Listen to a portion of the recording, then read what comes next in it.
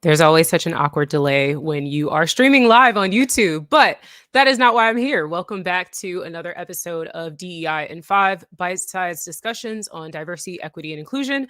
This is episode 3, and we are talking about reverse racism today. Quite the touchy subject or topic. So I want to unpack this concept of reverse racism. Reverse racism. I was recently featured in a discussion about DEI in tech, and I mentioned that reverse racism isn't a thing. And someone commented that I failed to explain why. So here we are. I'm going to explain why. To start, what is reverse racism, or as some call it, reverse discrimination? In short, reverse racism is the belief or concept that any sort of efforts, programs, or initiatives that aim to address racial inequity are a form of anti whiteness or racism towards white individuals.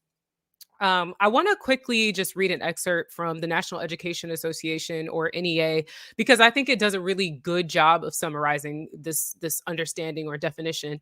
They define reverse racism as a concept based on a misunderstanding of what racism is, often used to attack or often used to accuse and attack efforts made to rectify systemic injustices. They go on to say, and I quote, even though some people of color hold powerful positions, white people overwhelmingly hold the most systemic power. The concept of reverse racism ignores structural racism, which permeates all dimensions of our society, routinely advantaging white people and disadvantaging people of color. It is deeply entrenched and in no danger of being dismantled or reversed anytime soon.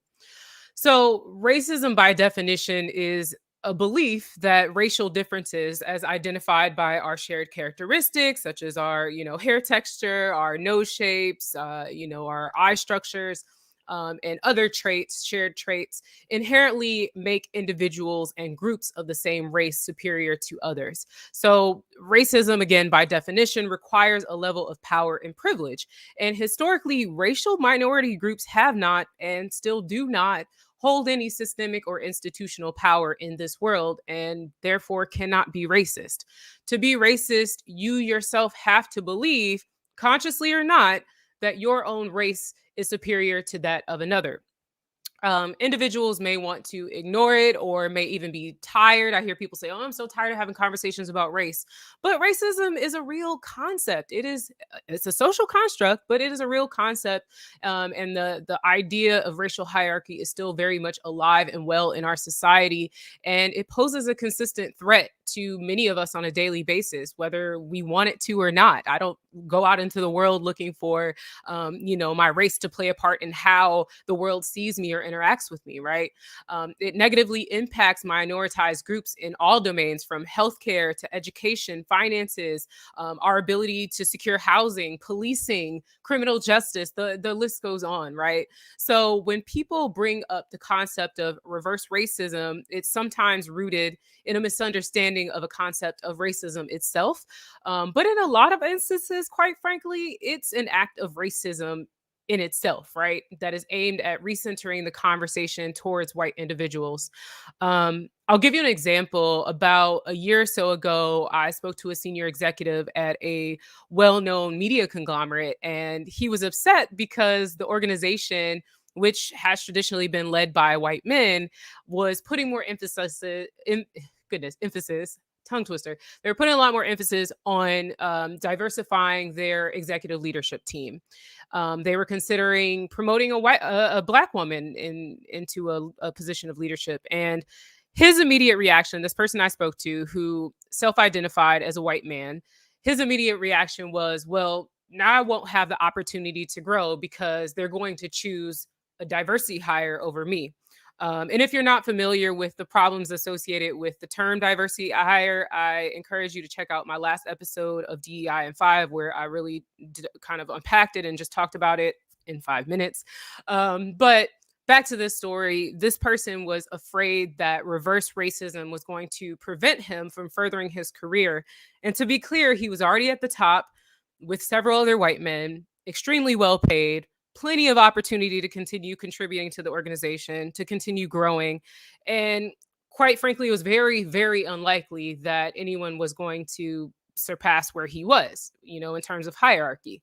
And so this is one of many real world examples that I have from the work that I've done. But one thing I often find is that when white people bring up this concept of reverse racism, that it's tied to this unconscious fear, sometimes conscious fear, that they have of this potential power shift, not only within an organization, but within our broader society, where there's this fear that racism will no longer exist and that white folks will no longer hold the majority power.